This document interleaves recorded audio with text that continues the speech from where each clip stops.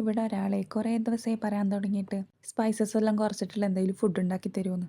അപ്പോളേ നമുക്കിന്ന് ഒരു യെല്ലോ റൈസും ടിക്കി ഉണ്ടാക്കിയാലോ? കുറച്ച് സാലഡും കൂടി. അപ്പോൾ സെറ്റല്ലേ? കുറച്ച് മല്ലിയും പുതിന എടുത്തിട്ടുണ്ട്. അതിലേക്ക് 2 പച്ചമുളകും ഇഞ്ചി വെളുത്തുള്ളിയും കൂടി ഇട്ടിട്ട് പേസ്റ്റ് ചെയ്തെടുക്കുക. ദെൻ നമുക്ക് അതിലേക്ക് കുറച്ച് യോഗട്ട്, മഞ്ഞൾ, ഉപ്പ്, കുറച്ച് നാരങ്ങ നീര്, കസൂരി മേത്തിയും കുറച്ച് ജീരകവും കുരുമുളകും ചേർത്തിട്ടൊന്ന് മിക്സ് ചെയ്യുക.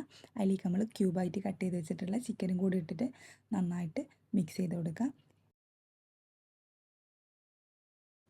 ഒരു 5 മിനിറ്റ്സ് സ്മോക്കിങ്ങും കൂടി ചെയ്തിട്ട് നമുക്ക് റെസ്റ്റ് ചെയ്യാൻ വെക്കാം. ഓപ്ഷണലാണ്. പിന്നെ നമുക്കിത് സ്റ്റിക്കിലേക്ക് വെച്ചെടുക്കാം. ചിക്കനൊന്ന് നമുക്ക് ലോ ഫ്ലെയിമിലിട്ടിട്ട് കുക്ക് ചെയ്തെടുക്കാം. കുറച്ച് ബട്ടർ ഇട്ടിട്ട് അതിലേക്ക് നമ്മൾ ചിക്കൻ വെച്ച് കൊടുക്കുന്നുണ്ട്. 2 സൈഡും നല്ല രീതിയിൽ മുരിയുന്നവരെ നമ്മൾ ലോ ഫ്ലെയിമിലിട്ടിട്ട് കുക്ക് ചെയ്തെടുക്കുക.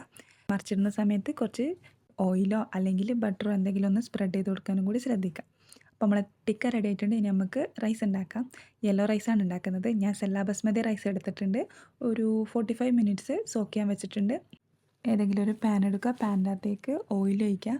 ഒലിവ് ഓയിലാണെങ്കിൽ കുറച്ചുകൂടി ബെറ്റർ ആയിരിക്കും. അതിലേക്ക് ഇഞ്ചി വെളുത്തുള്ളി പേസ്റ്റ്, ഒരു സവാള ചെറുതായിട്ട് അരിഞ്ഞതും കൂടി ഇട്ട് കൊടുക്കുക. അതിലേക്ക് മഞ്ഞളും ഉപ്പും ഇട്ടിട്ട് മിക്സ് ചെയ്ത് കൊടുക്കുക. ദെൻ നമ്മൾ സോക്ക് ചെയ്ത് വെച്ചിട്ടുള്ള റൈസും കൂടി ഇട്ടിട്ട് നന്നായിട്ട് മിക്സ് ചെയ്യുക.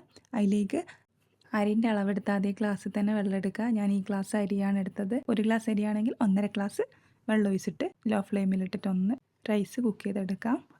ബോയിൽ ചെയ്ത വെള്ളം വേണം യൂസ് ചെയ്യാൻ. ഞാൻ ബോയിൽ ചെയ്യാൻ വെച്ച സമയത്ത് ഒരു ചെറിയൊരു പീസ് ചിക്കനും കൂടി അതിലിട്ട് കൊടുത്തിട്ടുണ്ട്. ജസ്റ്റ് ഒരു ടേസ്റ്റ് കിട്ടാൻ വേണ്ടി മാത്രമാണ്, ഒരു ഫ്ലേവറിന് മാത്രം ഇട്ട് കൊടുത്തതാണ്. നിങ്ങൾ വേണമെങ്കിൽ ചേർത്ത് കൊടുത്താൽ മതി. അത് അല്ലെങ്കിൽ നോർമലി തിളപ്പിച്ച വെള്ളം മാത്രം ചേർത്ത് കൊടുത്തിട്ട് റൈസ് കുക്ക് ചെയ്തെടുത്താൽ മതി.